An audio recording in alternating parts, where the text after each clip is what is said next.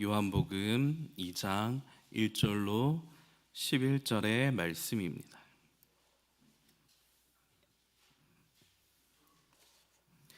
한 절씩 교독하겠습니다. 사흘째 되던 날 갈릴리 가나에 혼례가 있어 예수의 어머니도 거기 계시고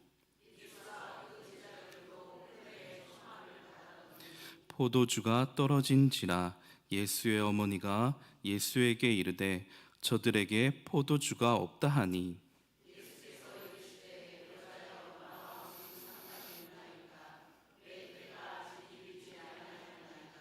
그의 어머니가 하인들에게 이르되 너희에게 무슨 말씀을 하시든지 그대로 하라 하니라.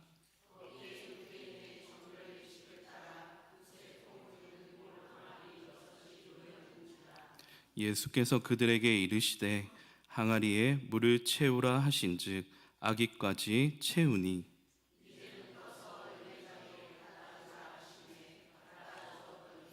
연회장은 물로 된 포도주를 맛보고도 어디서 났는지 알지 못하되 물 떠온 하인들은 알더라. 연회장이 신랑을 불러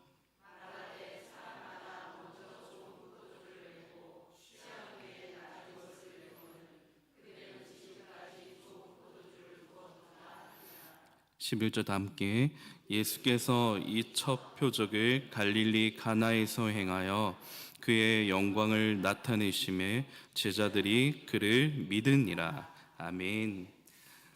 이 시간 1남전도에 나오셔서 특송하시겠습니다.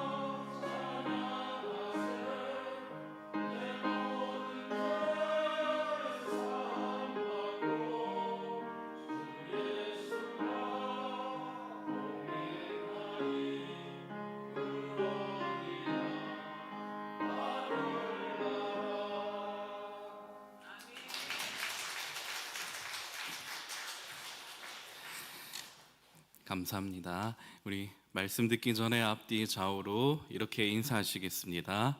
항상 기쁨이 가득하길 축복합니다. 항상 기쁨이 가득하길 축복합니다. 다시 한번 인사하실 때 오늘 말씀에 큰 은혜를 받으세요. 다시 한번 오늘 말씀에 큰 은혜를 받으세요. 네, 아멘. 저는 몇 주간 요한복음에 기록된 7가지 표적 시리즈를 함께 나누려고 합니다. 요한복음에 기록된 7가지 표적은 무엇인가?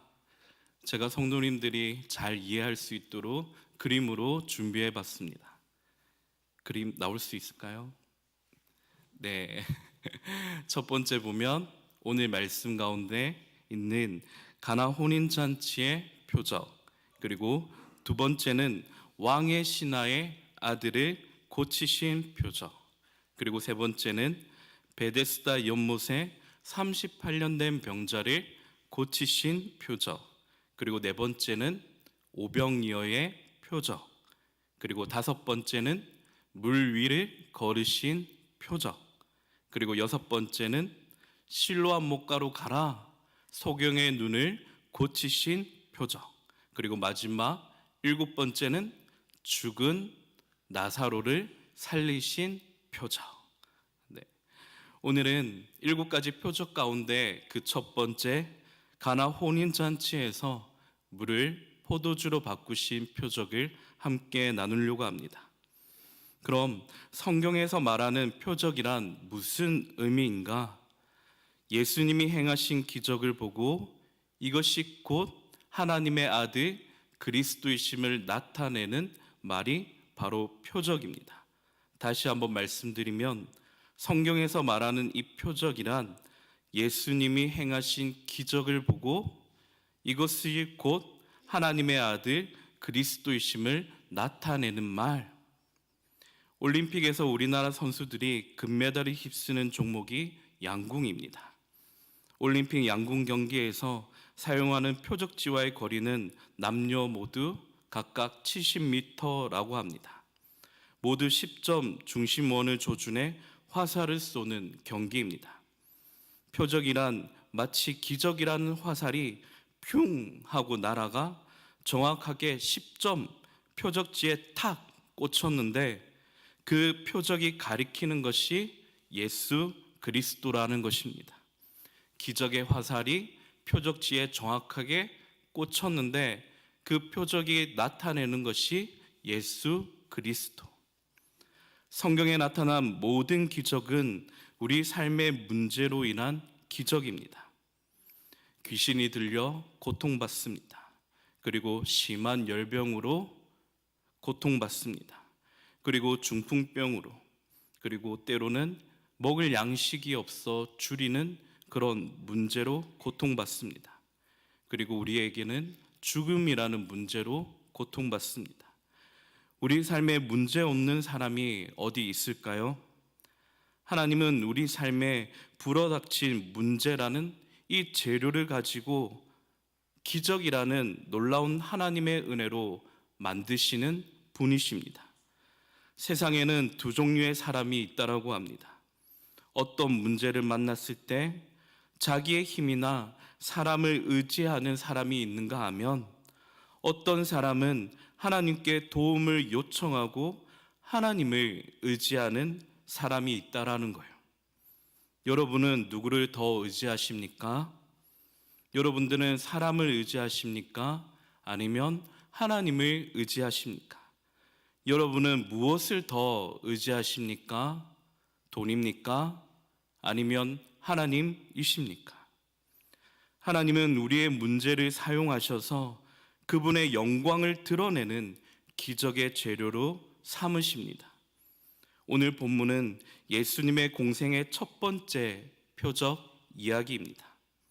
예수님은 이 첫 표적을 화려한 무대나 심각한 병든 자의 회복이 아닌 한 가정의 결혼식 잔치에서 일으키셨습니다. 왜입니까?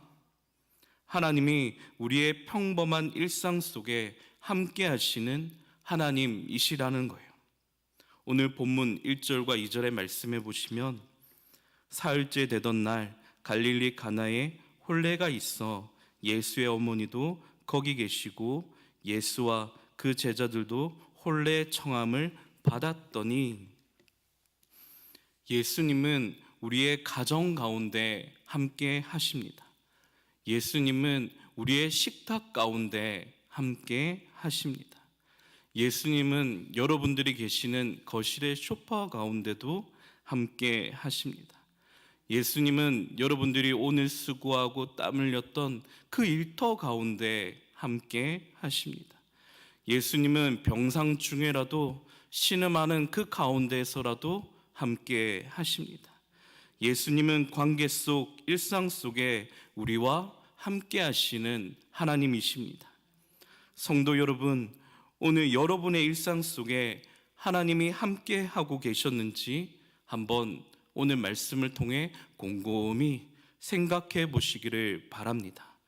일상 속에 여러분들은 하나님을 초대하고 계십니까? 오늘 이곳에 우리가 영과 진리로 하나님 앞에 감사함으로 예배 드릴 때 하나님이 이곳 가운데 함께 하시고 우리의 그 예배를 영광 받으실 줄 믿습니다. 하나님의 기적은 우리 일상 속에 벌어진 문제에서 시작됩니다. 오늘 3절의 말씀에 보시면 포도주가 떨어진지라 예수의 어머니가 예수에게 이르되 저들에게 포도주가 없다 하니, 지금 가나 혼인잔치에 어떤 문제가 발생했습니까? 3절에 보면 포도주가 떨어진지라. 당시 결혼식에서 포도주는 기쁨과 환대의 상징이었어요. 그 포도주가 다 떨어졌다라는 건 단순히 마실 음료가 없는 게 아닙니다.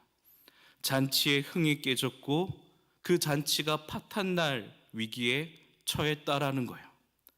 결혼식 분위기를 망칠 뿐만 아니라 평생 양가 집안의 수치스러운 일로 남는다라는 것입니다. 우리의 삶도 마치 잔치집의 포도주가 다 떨어진 인생처럼 보입니다. 나이가 들면 어떻습니까? 기력이 점점 떨어지고 쇠약해집니다. 20대와 60대의 낮과 밤은 전혀 다릅니다. 요즘 봄철이다 보니 매우 잠이 쏟아지고 피곤합니다. 그리고 여기저기 안 아프던 곳이 쑤시고 아프기 시작합니다. 전에 없던 곳이 서서히 아프기 시작하고 없던 병이 생겨납니다. 이처럼 우리의 건강이 무너지는 것을 경험합니다. 그리고 통장에서 계속 물 새듯이 어딘가 모르게 계속 돈이 슬그머니 빠져나갑니다. 세월이 흐를수록 어떻습니까? 곁에 사람들이 점점 사라지는 것을 보게 됩니다. 내 안의 기쁨이 사라지는 것을 우리는 매일 일상 가운데 자주 경험합니다. 이처럼 우리 삶이 포도주가 다 떨어진 바닥이 훤히 드러난 것처럼 소모되고 소진되는 인생, 불완전한 인생이라는 것입니다. 그래서 불완전한 우리에게 완전하신 하나님이 찾아오셨습니다. 그 하나님은 천지 만물을 말씀으로 창조하셨고, 요한복음 1장 14절의 말씀에 보면 말씀이 육신이 되어 우리 가운데 거하심에 그분의 모습을 보니 아버지의 독생자의 영광이요 은혜와 진리가 충만하더라 라고 말씀하십니다. 우리가 영원하신 하나님의 말씀으로 채울 때 삶에 만족함이 있습니다. 우리가 영원하신 하나님의 말씀으로 채울 때 감사와 기쁨이 넘치는 줄로 믿습니다. 그래서 예수님이 문제가 터진 그 가나 혼인잔치에 계신 것입니다. 오늘 불완전한 우리 가운데 하나님이 계시는 것입니다. 그러므로 기적은 우리의 결핍, 불완전함, 문제로부터 시작되는 것입니다. 사랑하는 성도 여러분, 지금 여러분에게 문제가 있으십니까? 그것은 절망이 아니라 하나님의 기적을 보기 위한, 하나님이 기적을 만들기 위한 재료가 준비된 상태입니다. 오늘 본문에 포도주가 떨어진 문제를 최초로 발견한 사람이 누구입니까? 말씀해 보시면 오늘 본문에 가나 혼인잔치에서 포도주가 떨어진 것을 최초로 발견한 사람이 누구입니까? 예수님의 어머니 마리아입니다. 마리아는 포도주가 떨어진 것을 보자마자 즉시 누구에게 찾아갔습니까? 예수님께 나아갔습니다. 마리아는 이 문제를 발견하고 혼자 마구 발 동동 구르며 어찌 해결해 보려고 끙끙 앓지 않았다라는 거예요. 이 난감 어린 이 상황 앞에 어떻게 하면 좋지? 라고 당황하지 않았다라는 것입니다. 그녀는 이 문제를 안고 결혼식 잔치를 총괄한 책임자인 연회장에게 달려가지 않았다라는 거예요. 이 문제를 신랑에게 알리지 않습니다. 마리아는 이 문제를 자기한테 오직 예수님께 가져간 것입니다. 왜 그랬습니까? 마리아에게 믿음이 있었기 때문입니다. 이 문제를 단번에 해결하실 분이 예수님이라는 것을 이 마리아는 믿었고 알았기 때문입니다. 내 아들 예수가 하나님이 보내신 하나님의 아들 그리스도라는 사실을 이 어머니 마리아는 너무 잘 알았기 때문에 솔직하게 예수님께 나와 다 말한 것입니다. 믿음이란 무엇인가? 내 인생의 필요와 문제를 예수님께 솔직히 내어놓는 것입니다. 믿음이란 무엇인가?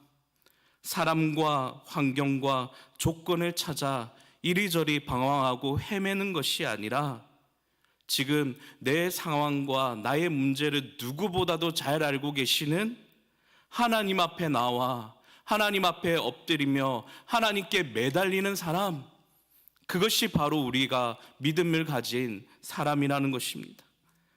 그런데 예수님은 이 문제를 받아들고 곧장 해결하지 않으셨어요. 오늘 본문 4절의 말씀에 보니 뭐라고 대답합니까? 여자여, 나와 당신이 무슨 상관이 있나이까? 내 때가 아직 이르지 아니하였나이다 라고 말씀합니다. 지금 예수님의 대답을 보시면 어떻게 보면 제가 초신자들을 성경 공부 가르칠 때 이 문장을 가지고 이 구절을 가지고 예수님이 왜 이렇게 대답하셨는가라고 초신자에게 한번 질문한 적이 있었습니다. 그때 초신자가 어떻게 대답한 줄 아십니까? 예수님의 어머니 마리아를 두고 여자요 라고 말하는 것을 보고 참 반말한다라고, 참 버르장말이 없다라고, 참 예수님이 싸가지 없는 사람처럼 보인다라고, 그렇게 우리 초신자들이 성경을 읽고 대답하는 것을 보게 되었습니다. 이 예수님을 향해 여자여라고 불렀던 이유는 당시 문화적인 해석이 필요합니다. 당시에는 여자를 존칭하는 표현이 없었기 때문에 이게 굉장히 익숙한 표현이었습니다. 우리말 성경으로 풀어서 보면 이렇습니다. 어머니, 그것이 나와 당신에게 무슨 관계가 있습니까? 아직 내 시간이 이르지 않았습니다 라는 대답입니다. 지금 예수님의 때, 예수님의 시간, 이것은 메시아로서의 공적 사역의 때가 아직 이르지 않았음을 말씀하는 것입니다. 그런데 놀라운 것은 그 뒤에 마리아의 모습입니다. 놀라운 것은 이 마리아는 지금 예수님의 이 대답에도 전혀 낙심치 않습니다. 그리고 곧장 하인들에게 달려가 말합니다. 5절의 말씀 우리 다 함께 읽겠습니다. 그의 어머니가 하인들에게 이르되 너희에게 무슨 말씀을 하시든지 그대로 하라 하니라. 아멘. 예수님이 무슨 말씀을 하시든지 너희는 그대로 하라. 여러분, 이것이 믿음의 핵심이자 기적을 만들어내는 원리입니다. 내가 원하는 때가 아닙니다. 주님의 때, 주님의 방식으로 하나님이 역사하실 것을 믿고 기다리는 것입니다. 그리고 그 말씀을 의지해 그대로 순종하는 것입니다. 이 시간 한번 따라해 보시기를 바랍니다. 순종은, 다시 한번요, 순종은 기적의 문을 여는 열쇠입니다. 순종은 기적의 문을 여는 열쇠입니다. 7절과 8절의 말씀 우리 합독하겠습니다. 예수께서 그들에게 이르시되 항아리에 물을 채우라 하신즉 아기까지 채우니 이제는 떠서 연회장에게 갖다 주라 하시매 갖다 주었더니, 예수님은 하인들에게 두 가지 명령을 하십니다. 첫 번째 명령은 7절에 보시면 항아리에 물을 가득 채워라. 그리고 두 번째 명령은 8절에 그 물을 떠서 연회장에게 갖다 주어라. 사랑하는 성도 여러분, 예수님의 이 두 명령이 여러분들이 보시기에는 쉬우십니까? 아니면 어렵습니까? 우리가 봤을 때는 매우 단순하고 쉬운 명령처럼 보이지만 사실 그렇지가 않습니다. 매우 순종하기 어렵다라는 거예요.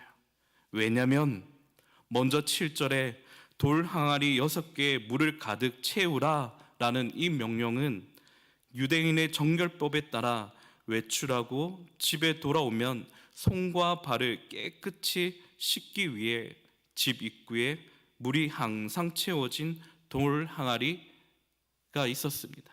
그런데 오늘 본문에는 가나 혼인 잔치에서는 매우 손님들이 많았기 때문에 가정집에 한두 개가 있는 것이 아니라 그 돌 항아리가 무려 몇 개? 6개. 그리고 예수님이 여기에 물을 가득 채우라는 거예요. 아마도 6 항아리에 채우는데 얼마간의 시간과 힘이 들었을 것입니다. 그리고 예수님이 손과 발을 씻는 이 물을 가지고 어떻게 하실까? 몹시 그들은 의아했을 것입니다.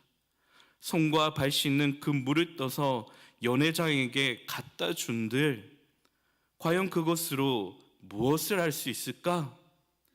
맹물이 포도주로 바뀐다라는 것을 이들은 아예 상상조차 할 수 없었다라는 거예요. 종들이 이 일이 참 쓸데없는 일이라 생각지 않았겠습니까?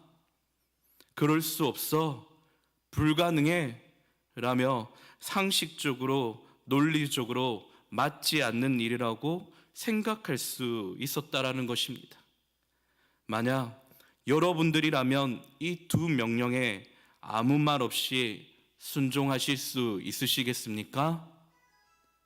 누가 봐도 그저 맹물, 물일 뿐입니다. 그것을 포도주 대신 연회장에게 갖다 주라는 것은, 이 명령은 그렇게 이 종들이 순종하기에 쉬운 그 문제가 아니었다라는 거예요. 그럼에도 하인들이 어떻게 합니까? 오늘 말씀해 보시면 끝까지 순종합니다. 연회장에게 물을 콸콸콸콸 따르는 그 순간 검붉은 최상급 포도주가 막 쏟아지는 거예요. 끝까지 순종한 종들이 깜짝 놀랍니다. 물이 포도주로 바뀐 이 기적을 보고 모두 기뻐합니다. 그리고 포도주를 마신 연회장이 또 한 번 깜짝 놀라는 거예요. 아니, 내가 살다 이렇게 맛 좋은 극상품 포도주는 처음이라고 감탄합니다. 보통은 처음에 질 좋은 포도주를 내고 나중에 사람들이 어느 정도 마시고 취하면 나쁜 포도주를 내는 것이 세상 방식이고 요행인데 마지막에 극산품 포도주를 맛봤다라는 것은 지금 무엇을 의미하냐면 지금까지 삶의 원리와 전혀 다른, 지금 예수님의 기적은 우리가 지금 믿고 따랐던 삶의 방식과 원리와 전혀 다른 하나님 나라가 그곳 가운데 임했음을 말해주는 것입니다. 연회장은 신랑을 불러 어찌 된 일이냐고 묻습니다. 그리고 그가 이렇게 대답합니다. 10절 하반절의 말씀에 보시면 제가 10절을 읽어보겠습니다. 말하되 사람마다 먼저 좋은 포도주를 내고 취한 후에 낮은 것을 내거든 그대는 지금까지 좋은 포도주를 두었도다 하니라. 가나 혼인잔치의 총 책임자인 이 연회장이 10절 하반절에 그렇게 변화된 포도주를 맛보고 이렇게 고백하는 것입니다. 지금까지 좋은 포도주를 두었도다. 하나님은 우리에게 세상 것과 비교할 수 없는 가장 좋은 것을 주시는 분이십니다. 그 가장 좋은 것이 무엇인 줄 아십니까? 바로 하나님의 아들 예수 그리스도이십니다.